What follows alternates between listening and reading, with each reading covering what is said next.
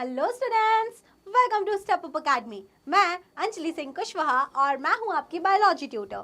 आज हम स्टार्ट करेंगे क्लास 11th के chapter number 6 that is anatomy of flowering plant में एक न्यू टॉपिक को स्टार्ट जिसका नाम है anatomy of dicot and monocot leaf. इसके पहले वाले जो वीडियोस है उसमें आपने क्या पढ़ा है? उसमें आपने पढ़ा है anatomy of root and stem, और रूट में भी आपने पढ़ा था डाइकॉट एंड मोनोकॉट रूट, और स्टेम में भी आपने पढ़ा था डाइकॉट एंड मोनोकॉट स्टेम। हम बेसिकली एनाटॉमी की स्टडी में कर क्या रहे हैं? हम इंटरनल स्ट्रक्चर्स की स्टडी कर रहे हैं कि अंदर से अगर देखा जाए तो चाहे वो रूट हो चाहे वो स्टेम हो, उसमें कौन कौन सी सेल लेयर्स हमें देखने को मिलेंगी। This is what anatomy means. तो हम जैसे कि रूट और स्टेम की स्टडीज को कंप्लीट कर चुके हैं, अब बारी किसकी है? अब बारी है लीव्स की। तो चलो सबसे पहले हम देखते हैं डाइकॉट लीफ। ठीक है, हम एनाटॉमी स्टडी करते हैं ऑफ डाइकॉट लीफ। एनाटॉमी की जो पढ़ाई है वो स्टार्ट करने से पहले हम यहाँ एक वर्ड पे डिस्कशन करेंगे जहाँ लिखा हुआ है डॉर्सी वेंट्रल। क्या लिखा हुआ है? Dorsiventral. तो डॉर्सी वेंट्रल का क्या मीनिंग है? यहाँ पर डाइकोटिलेडन्स लिखा हुआ है और उसके आगे लिखा हुआ है डॉर्सी वेंट्रल। तो डॉर्सी वेंट्रल से मतलब समझिए, जो डाइकॉट लीफ होती है, कोई भी डाइकॉट प्लांट है उसकी जो लीफ होती है, तो लीफ कुछ इस तरीके की होती है। आप मेरे हाथ को लीफ समझ लीजिए, ठीक है, मेरे हाथ को लीफ समझिए आप। अब अगर मैं इस लीफ की बात कर रही हूँ तो आपको पता है कि जो लीफ का लैमिना होता है या फिर लीफ ब्लेड होता है, दिस इज लैमिना और द लीफ ब्लेड, इस पे प्रेजेंट होते हैं स्टोमेटा। क्या प्रेजेंट होते हैं इस पे? स्टोमेटा।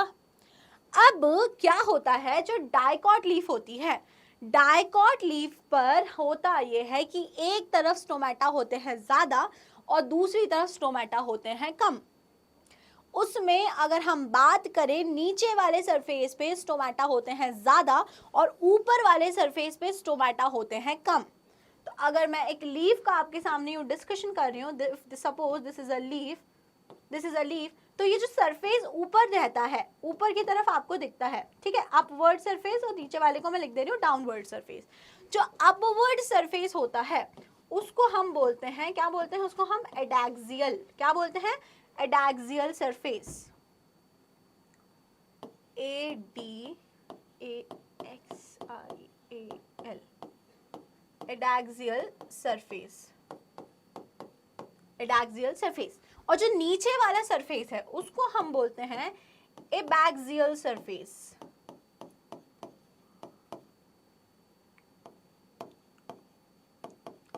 तो अगर हम लैमिना या लीफ ब्लेड की बात करते हैं तो उसमें कितने सरफेसेस होते हैं? दो। एक ऊपर वाला जो सरफेस होता है इट इज नोन एज, ऊपर वाला जो सरफेस होता है it is known as adaxial surface, और जो नीचे वाला होता है it is known as abaxial surface. याद कैसे रहेगा? देखो, इसमें बी आ रहा है और इसमें डी आ रहा है, बाकी पूरा सेम है, तो आप याद रख लो बी से क्या होता है? बी से होता है बेस। बी से क्या होता है? बेस। तो बेस मतलब नीचे, तो जो नीचे होगा इट विल बी एबैक्सियल और जो ऊपर होगा इट विल बी एडैक्सियल। अब इसको डॉर्सी वेंट्रल क्यों बोलते हैं? Because number of stomata on adaxial surface and abaxial surface are not equal, are not equal. ऊपर वाले सरफेस पे जो स्टोमेटा होते हैं वो कम होते हैं और नीचे वाले सरफेस पे ज्यादा होते हैं, तो that is why it is known as dorsiventral leaf. Dorsal या वेंट्रल सरफेस बोल के भी आप समझ सकते हो। तो डॉर्सी वेंट्रल बोलने का रीजन क्या हो गया? Because number of stomata on both the surfaces are not equal. Okay, they are more on abaxial surface. इस पर स्टोमेटा यहाँ लिख देती हूँ मैं आगे आपको, मोर स्टोमेटा और यहाँ पे less stomata, less stomata. Okay, clear हो गया? स्टोमेटा दोनों पे अलग अलग होते हैं। This is what dicot leaf means. अब अगर हम बात करते हैं डाइकॉट लीफ को हम कट करके उसके क्रॉस सेक्शन की एनाटॉमी की स्टडी करते हैं तो हमको उसमें 3 टाइप की सेल्स देखने को मिलती हैं। आउटर मोस्ट सेल को क्या बोलेंगे? एपिडर्मिस। क्या बोलेंगे हम? एपिडर्मिस। सेकेंड टाइप की सेल जो ओनली एंड ओनली लीफ में मिल रही है, आपने पहले उन्हें कभी किसी और में नहीं देखा, they are mesophyll cells. They are mesophyll cells. Outermost कौन सी हो गई? Epidermis, then mesophyll cells, and सबसे अंदर जो सेल है वो हो गए हमारे वैस्कुलर बंडल्स। कौन से हो गए वो? वैस्कुलर बंडल्स, जिसमें आएगा जाइलम एंड फ्लोएम। तो आपको ये चीज़ क्लियर हुई, ठीक है। अगर हम लीव्स की बात कर रहे हैं तो लीव्स में हमें 3 टाइप की सेल लेयर देखने को मिलेंगी, टिश्यू लेयर मिलेंगी। सबसे बाहर होगा एपिडर्मिस, देन उसमें होंगे मीजोफिल सेल्स, एंड देन उसके बाद उसमें होंगे वैस्कुलर सिस्टम या वैस्कुलर बंडल। डॉर्सल जो डाइकोटिलेडन लीफ है उसको डॉर्सी वेंट्रल क्यों बोल रहे हैं, वो रीजन भी आपको समझ में आ गया। तो अब एक एक करके इन तीनों लेयर को स्टडी करते हैं और देखते हैं एपिडर्मल सरफेस पे क्या होगा, देन उसके बाद में मीजोफिल सरफेस पे क्या, मीजोफिल कैसी सेल्स होती हैं उनमें क्या होगा, एंड लास्टली स्टडी करेंगे vascular bundle. Is that clear my dear students? Okay. अब सबसे पहले हम लोग बात कर लेते हैं हमारे एपिडर्मिस की, आउटर मोस्ट लेयर। आपको बहुत अच्छे से अब समझ में आने लगा है। It covers both the upper surface adaxial epidermis and the lower surface abaxial epidermis of the leaf. Okay, समझ में आ रहा है आपको?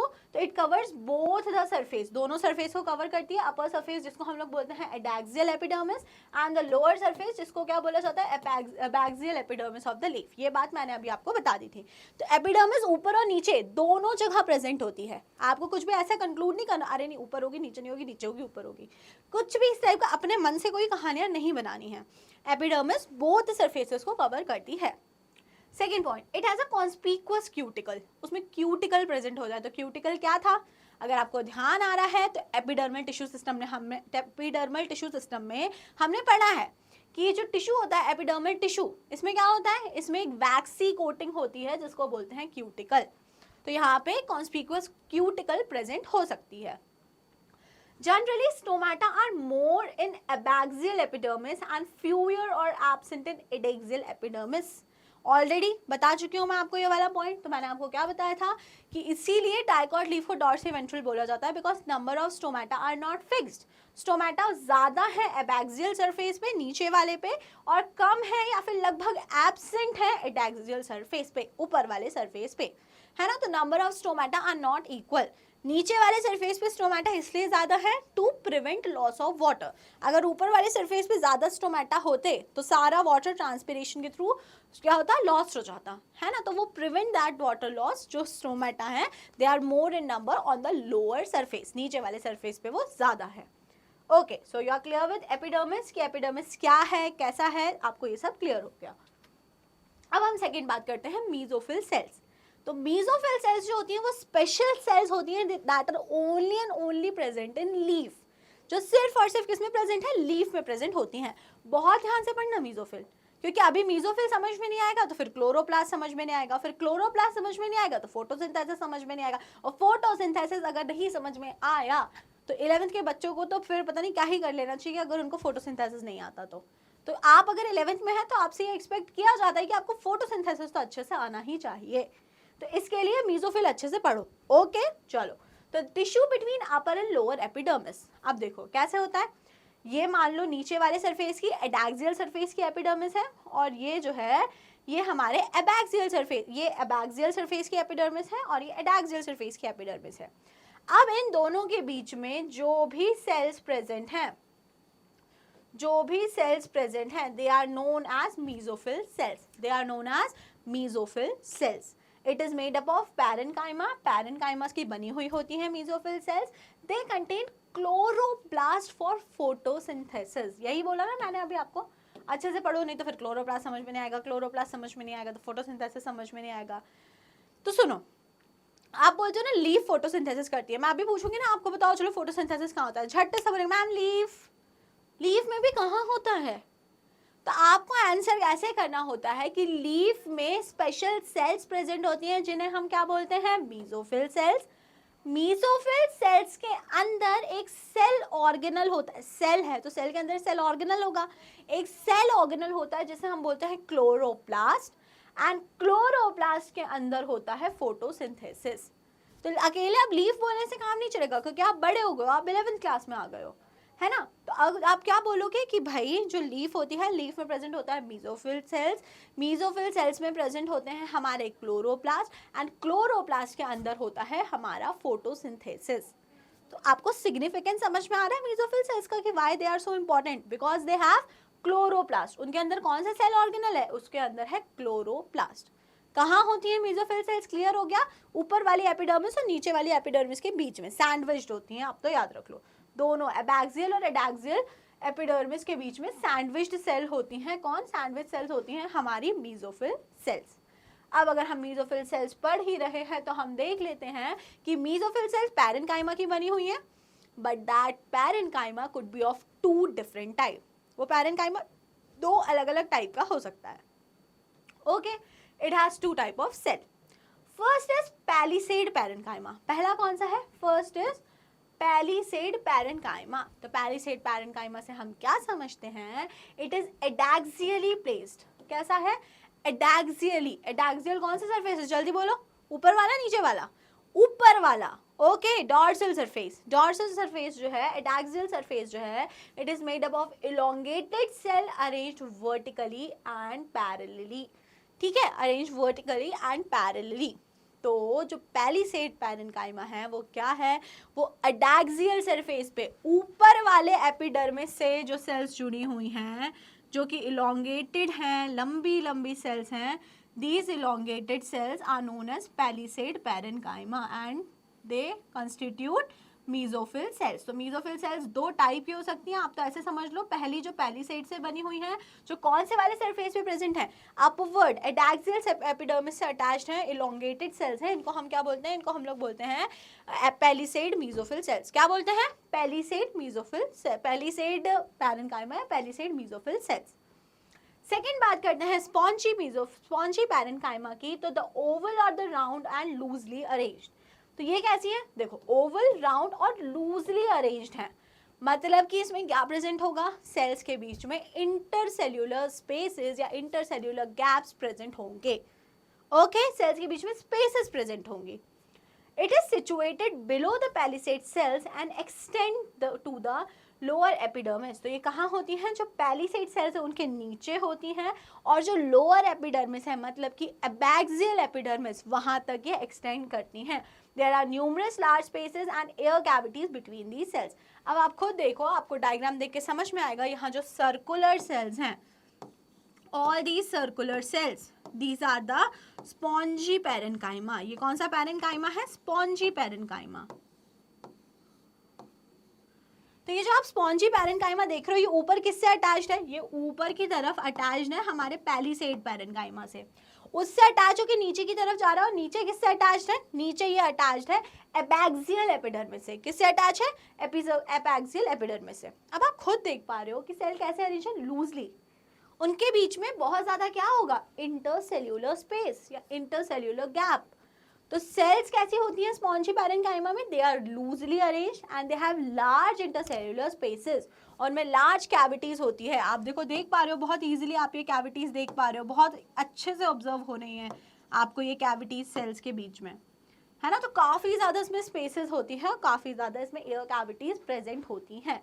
तो आपको समझ में आया मेसोफिल सेल्स। पहला क्या था? एपिडर्मिस, आउटर मोस्ट लेयर, जिसमें आपने 2 टाइप के हो सकते हैं, एबैक्सियल एंड एडैक्सियल। उसके बाद में आपने पढ़ी मेसोफिल सेल्स, जो दोनों एपिडर्मिस के बीच में है। तो वो 2 टाइप की होती हैं, जो ऊपर वाले एपिडर्मिस से जुड़ी हुई है, लंबी होती हैं, दैट आर पैलिसेड पैरेन्काइमा। जो नीचे वाले एपिडर्मिस से जुड़ी हुई है और ऊपर जाके पैलिसेड को टच कर रही है, they are the spongy parenchyma. इसमें क्या प्रेजेंट होता है? इसमें एयर स्पेसेस या गैस प्रेजेंट होते हैं, because they are loosely arranged. Okay, done. तो ये हो गया एवरीथिंग अबाउट हमारी मेसोफिल सेल्स। नेक्स्ट देख लेते हैं वैस्कुलर सिस्टम। तो वैस्कुलर सिस्टम में क्या होगा? Vascular bundles in the veins and midrib. तो आपको अगर याद आ रहा है ना, पुराना याद करो, तो मॉर्फोलॉजी में पढ़ाया है मैंने कि जो लीफ ब्लेड होती है उसमें वेन्स और वेनलेट्स होते हैं। पत्ती देखी होगी ना आपने, पत्ती, तो पत्ती पे यहाँ पे क्या प्रेजेंट होते हैं? वेन्स और वेनलेट्स होते हैं। तो ये वेन्स और वेनलेट्स एक्चुअल में रास्ते होते हैं किसके लिए? हमारा अरेंजमेंट शो करते हैं ऑफ द वैस्कुलर बंडल। किसका अरेंजमेंट शो करते हैं? Vascular bundle. तो vascular bundles in the veins and midrib. Their size varies based on the size of the veins. जितने बड़े वेन्स उतना ही साइज वेरी करेगा वैस्कुलर बंडल का। अगर वेन्स छोटे तो वैस्कुलर बंडल छोटा, अगर वेन्स बड़े तो वैस्कुलर बंडल बड़ा। The veins vary in thickness and in reticulate venation. तो अब आप खुद सोचो, रेटिकुलेट वेनेशन है मतलब कि पूरा नेटवर्क स्ट्रक्चर है, उसमें मिडरिब अलग साइज की, अलग डायमीटर की है, देन उससे जो निकलने वाले वेन्स हैं वो अलग डायमीटर के हैं, और फिर जो वेनलेट्स हैं उनसे जो और फाइन निकले वो अलग डायमीटर के हैं। तो हमारा जो वैस्कुलर बंडल होगा वो भी अलग अलग डायमीटर का होगा। लेकिन अगर हम बात करते हैं पैरेलल की, पैरेलल वेनेशन की, तो उसमें सारे वेन्स जो होते हैं वो सेम साइज के होते हैं, सेम डायमीटर के होते हैं, तो उसमें हमारा जो वैस्कुलर बंडल है वो सेम डायमीटर का होगा। Is that clear? तो वेन्स जो होती है वो वेरी करती हैं थिकनेस में, किसमें? रेटिकुलेट वेरिएशन में। तो therefore who will vary with what the structure it will vary, तो वो वेरी करेगा जो होगा vascular bundle. Okay, vascular bundles are surrounded by a layer of thick walled bundle sheath cells. तो bundle sheath cells are also present in leaves. और कहाँ present थे bundle sheath cells? तो bundle sheath cells was also present in monocot root. monocot root में भी, sorry, monocot stem. monocot stem में भी present थी bundle sheath cell. bundle sheath cells और कहाँ होती है? तो आपने देखा vascular bundle जो होता है लीफ का, किसका? डाइकॉट लीफ का, उसके आसपास भी हमारे वैस्कुलर बंडल शीट सेल्स जो होती हैं वो प्रेजेंट होती हैं। तो ध्यान रखना है, ये चीज़ भूलना नहीं है कि जो डाइकॉट लीव्स हैं उनके आसपास में, वैस्कुलर बंडल के आसपास में एक्स्ट्रा एक सेल की लेयर है which is known as bundle sheath cell, which is known as bundle sheath cell. Diagram देख लेते हैं। ऊपर वाली जो pink layer it is adaxial epidermis, नीचे वाली जो layer it is abaxial. Stomata किसमें दिख रहे हैं? नीचे वाले में। गुड। देन उसके बाद मीजोफिल सेल्स का डिस्कशन करते हैं। तो जो ऊपर वाले सरफेस से निकले दे आर पैलिसेड पैरेन्काइमा, नीचे से निकले जो स्पॉन्जी पैरेन्काइमा। देन आ गया वैस्कुलर बंडल। तो वैस्कुलर बंडल में ये कहाँ हो गया? सबसे पहले अंदर वैस्कुलर बंडल हो गया, बाहर एक एक्स्ट्रा लेयर हो गई which is bundle sheath, which is bundle sheath. Okay my dear students, so this is everything about dicot leaf, this is everything about dicot leaf. अब हम बात कर लेते हैं मोनोकॉट लीफ। किसकी बात कर लेते हैं? Monocot leaf. तो चलिए देखते हैं मोनोकॉट लीफ में हमें क्या क्या देखने को मिलेगा। अच्छा, वो सब तो ठीक है, उसके पहले यहाँ पे मोनोकॉट लीफ के आगे लिखा हुआ है आइसो बायलैटरल लीफ। आइसो मतलब होता है सेम, आइसो मतलब क्या होता है? सेम, एंड बायलैटरल, तो आइसो बायलैटरल क्यों बोल रहे हैं? आइसो बायलैटरल बोलने का रीजन ये है कि इसके एडैक्सियल एंड एबैक्सियल दोनों सरफेसेस पे number of stomata will be equal, number of stomata will be equal, ना ज्यादा ना कम, दोनों सरफेस पे नंबर ऑफ स्टोमेटा होंगे बराबर। That is why it is known as isobilateral leaf. Okay, anatomy of monocot leaf is same as dicot leaf in many ways. बहुत हद तक दोनों की जो एनाटॉमी है वो सेम है। अभी तक आप यही देखते आ रहे हो, चाहे आपने डाइकॉट मोनोकॉट रूट पढ़ा हो, चाहे आपने डाइकॉट मोनोकॉट स्टेम पढ़ा हो, दोनों की ही एनाटॉमी बहुत हद तक सिमिलर होती है। बहुत ही माइनर डिफरेंसेस होते हैं, तो वो हम देख लेते हैं कि क्या होता है।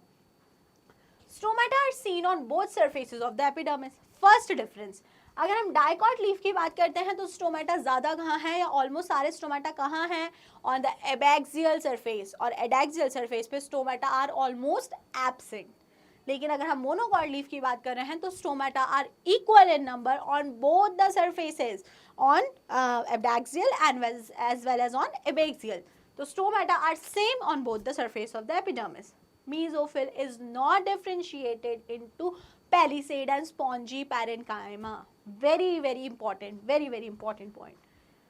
आपको लगता है लीफ में हमने पैलिसेड और स्पॉन्जी पढ़ा है? हाँ ठीक है, वही होगा मोनोकॉट में भी, और हम उसको एकदम से उड़ा देते हैं, इग्नोर कर देते हैं। तो आप ध्यान रखो, जो मीजोफिल सेल्स मॉडिफाई होती हैं, या मीजोफिल सेल्स का जो टाइप होता है पैलिसेड और spongy, it is only and only present in dicot leaf. Monocot leaf में जो मीजोफिल सेल्स है वो हमारा पैलिसेड और स्पॉन्जी पैरेन्काइमा में डिफरेंशिएट नहीं होती हैं। तो अब आप बोलोगे ठीक है एपिडर्मिस हो गया, अब उसके बाद क्या होगा? डाइकॉट में तो पैलिसेड और स्पॉन्जी बन जा रहा था, लेकिन अब यहाँ पे क्या होगा? तो देखते हैं यहाँ पे क्या होगा। अगर यहाँ पे पैलिसेड और स्पॉन्जी पैरेन्काइमा नहीं है तो उसकी जगह कुछ तो होगा ना, तो उसकी जगह यहाँ पे क्या होता है वो हम देखते हैं। In grasses certain adaxial epidermal cells along with the veins modify into large empty colourless cells called bulliform cells, called bulliform cells. तो अब आप ध्यान रखो, मोनोकॉट लीफ की अगर हम बात कर रहे हैं तो उसमें क्या नहीं है? उसमें पैलिसेड और स्पॉन्जी पैरेन्काइमा उसमें नहीं है, लेकिन तो फिर उसमें क्या है? It has bulliform cells. कौन सी सेल्स हैं उसमें? उसमें प्रेजेंट होती हैं बुलिफॉर्म सेल्स, पहली चीज। सेकेंड चीज, बुलिफॉर्म सेल्स किससे अराइज होती हैं? तो it arise from adaxial epidermal sales. किससे अराइज होती हैं? एडैक्सियल, अपर वाला जो एपिडर्मिस है ना, ऊपर वाला, उसके सरफेस से अराइज होती हैं और वेन्स के साथ में मॉडिफाई हो जाती हैं into large empty colourless cells. कैसी होती हैं? बहुत बड़ी बड़ी होती हैं, लार्ज एम्प्टी होती हैं, जनरली हॉलो टाइप की होती हैं, and colourless cells, colourless cells हैं, and they are called as bulliform cells. क्या बोलते हैं हम इनको? इनको हम बोलते हैं बुलिफॉर्म सेल्स। तो ये किस में प्रेजेंट है? This is the characteristic feature of monocot leaves. Monocot leaves में प्रेजेंट है बुलिफॉर्म सेल्स। कहाँ से निकली? एडैक्सियल सरफेस से अराइज हुई है। ओके चलो, अब इनका फंक्शन क्या है? ये जो प्रेजेंट है यहाँ पे बुलिफॉर्म सेल्स, तो बुलिफॉर्म सेल्स तो इनका बहुत बहुत बहुत इंपॉर्टेंट फंक्शन है। तो चलो इनका फंक्शन देखते हैं। When they absorb water and turgid, the leaf surface is exposed. When they are flaccid due to water stress, leaf curl inwards to minimize water loss. अब जो ट्रांसपिरेशन है, ट्रांसपिरेशन क्या होता है? Loss of water from plant, है ना, through it's stomata. पानी का लॉस होना किससे? प्लांट से, स्टोमेटा के थ्रू, उसको हम बोलते हैं ट्रांसपिरेशन। अब सारे टाइम होता रहे ट्रांसपिरेशन, पानी डाला ट्रांसपिरेशन, पानी डाला ट्रांसपिरेशन, पानी डाला ट्रांसपिरेशन, तो पौधे को तो मर जाना चाहिए था।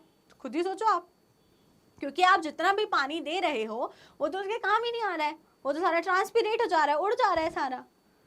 तो ऐसा ना हो, और ट्रांसपिरेशन होना भी जरूरी है। अब आप बोलोगे चलो ठीक है, नहीं करते हैं, नहीं होने देते हैं ट्रांसपिरेशन, कुछ तो ऐसा करते हैं कि ट्रांसपिरेशन हो ही ना, तो उससे भी काम नहीं चलेगा, ट्रांसपिरेशन होना भी चाहिए। तो मतलब आप बीच की सिचुएशन में फंस गए हो, ना ट्रांसपिरेशन को पूरी तरीके से रोक सकते हो, ना ऐसे नहीं आप उसे बंद कर दो, और ना ट्रांसपिरेशन बहुत ज्यादा होने दे सकते हो। तो अब आपके पास कुछ एक ऐसा मैकेनिज्म होना चाहिए ना कि जब तक ठीक है, एक हद तक वाटर लॉस हो रहा है, ठीक है, लेकिन अब आपको रियलाइज हो कि sufficient amount of water already transpirate हो चुका है, तो अब कुछ ऐसा हो कि वाटर लॉस को रोक दिया जाए। तो कुछ तो ऐसा मैकेनिज्म होना चाहिए ना। तो बस इसी मैकेनिज्म में हमें हेल्प करती हैं बुलिफॉर्म सेल्स, है ना। आप कैसे इस चीज को समझो? आप ऐसे समझो, एक स्पंज है, सिंपल सा स्पंज है आपके पास, स्पंज जैसी सेल्स हैं बुलिफॉर्म सेल्स। आप स्पंज को पानी में डाल दो, किस में डाल दो आप उसको? पानी में। क्या होगा?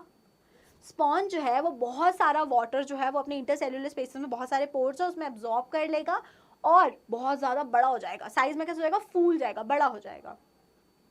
तो आप बोलोगे अरे वाह, स्पंज तो बड़ा हो गया, हमने तो इतना सा डाला था, इतना बड़ा हो गया, वाह। सिमिलर चीज़ यहाँ होगी। जो बुलिफॉर्म सेल्स होती हैं वो क्या होता है? बुलिफॉर्म सेल्स जो होती हैं वो वाटर को एब्जॉर्ब करती हैं और कैसे हो जाती हैं? टर्जिड हो जाती हैं। टर्जिड मतलब स्वेल अप हो जाना। तो वाटर को एब्जॉर्ब करा कैसे हो जाएंगी? जब पानी एब्जॉर्ब किया तो बड़ी हो जाएंगी, मोटी हो जाएंगी, और जब मोटी हो जाएंगी, बड़ी हो जाएंगी, तो उनका जो सरफेस एरिया है वो एक्सपोज हो जाएगा, यूँ खुल जाएगा। पानी भरा और यूँ करके वो खुल जाएगा, है ना। तो जब वो ऐसे करके खुल गया तो अब इससे क्या होगा? अब इससे ट्रांसपिरेशन होएगा, ट्रांसपिरेशन होता जाएगा। लेकिन ठीक है, एक टाइम तक ट्रांसपिरेशन हुआ, अब बहुत हो गया। अब क्या होगा? जो सारा वाटर प्रेजेंट था किसके अंदर? बुलिफॉर्म सेल्स के अंदर, वो जब एक बार पूरा ट्रांसपिरेट हो गया, सब कुछ खत्म हो गया, तो ये सारा वाटर हट गया। तो ये जो सरफेस पूरा एक्सपैंड हुआ था क्योंकि वो टर्जिड हो गई थी पानी भरने के कारण, अब ये सरफेस कैसा हो जाएगा? फ्लैसिड। अब सेल्स कैसी हो जाएंगी? फ्लैसिड, क्योंकि वाटर तो है वो लॉस हो गया है, वाटर तो लॉस हो गया है, तो सेल्स कैसी हो जाएंगी? फ्लैसिड। फ्लैसिड मतलब अब फूल नहीं जाएंगी, अब श्रिंक हो जाएंगी। और जब ऐसे करके सेल्स श्रिंक होंगी तो जो पत्ती का सरफेस पहले यूं था अब वो धीरे से कर्ल हो जाएगा, कर्ल इनवर्ड्स, ठीक है, कर्ल हो जाएगा। तो जैसे ही पत्ती कर्ल हुई तो अब ट्रांसपिरेशन की प्रोसेस रुक जाएगी। समझ में आया कि नहीं? एक बार और जल्दी से बहुत शॉर्ट एंड स्वीट में समझ लो। देखो बुलिफॉर्म सेल्स क्या करते हैं? बुलिफॉर्म सेल्स ट्रांसपिरेशन को कंट्रोल कर रही हैं, है ना। अगर लीफ का सरफेस ऐसा पूरा रहेगा तो पानी ज्यादा उड़ेगा। ऐसा क्यों रहेगा?